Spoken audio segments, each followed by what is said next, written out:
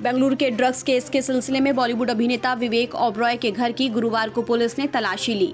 Bengaluru police ने ये कार्रवाई विवेक ओबरॉय के साले आदित्य अल्वा की तलाश में की।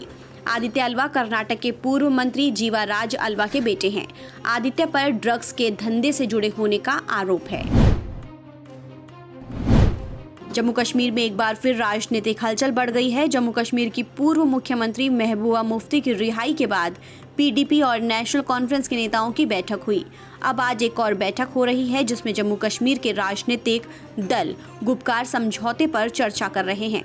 इसमें नेशनल कॉन्फ्रेंस, पीडीपी समेत दूसरी पार्टियों के नेता शामिल हो रहे हैं।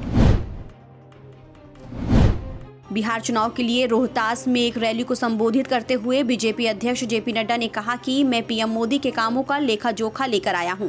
नड्डा ने ये भी कहा कि राजनीति में भाषण देना और नारे लगाना बहुत आसान होता है, लेकिन गरीब जनता की सेवा वही कर सकता है जिसका सीना 56 इंच का होता है। सुशांत सिंह राजपूत की मौत मामले में सीबीआई जल्द ही इस पूरे मामले की जांच खत्म कर अपनी क्लोजर रिपोर्ट पेश कर सकती है।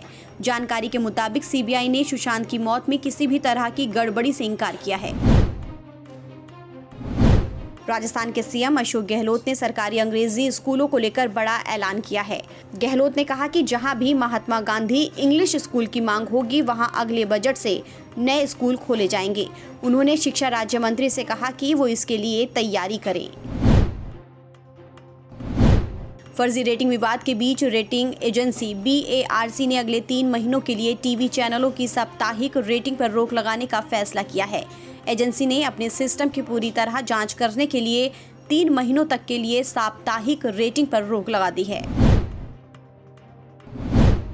दिल्ली सरकार प्रदूषण को लेकर सख्त हो गई है। दिल्ली के पर्यावरण मंत्री गोपाल राय ने अपनी ही सरकार के पीडीपी विभाग पर नाले के निर्माण के दौरान धूल नियंत्रण दिशा निर्देशों का उल्लंघन करने पर 20 लाख रुपए का जुर्माना लगाने का आदेश दिया है। चीन के राष्ट्रपति शी जिनपिंग ने अपने सैनिकों से युद्ध की तैयारी पर फोकस करने को कहा है। चीनी न्यूज एजेंसी सिन्हुआ के हवाले से ये जानकारी दी गई है।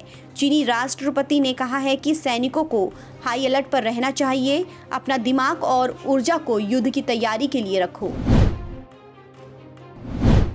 असम सरकार के एक फैसले पर सियासी घमासान मच गया है। दरअसल असम सरकार ने नवंबर से सरकारी खर्चे पर चल रहे मदरसों को बंद करने का फैसला कर लिया है।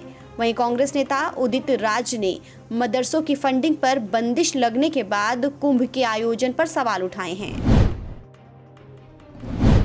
बिहार के चुनावी रण में एलजेपी अध्यक्ष चिराग पासवान ने मुख्यमंत्री नीतीश कुमार पर फिर तीखा हमला बोला है। चिराग पासवान ने नीतीश कुमार को अहंकारी बताते हुए कहा कि वो खुद क्यों नहीं चुनाव लड़ते। उनको चुनाव लड़ना चाहिए ताकि जनता का मूड पता चले।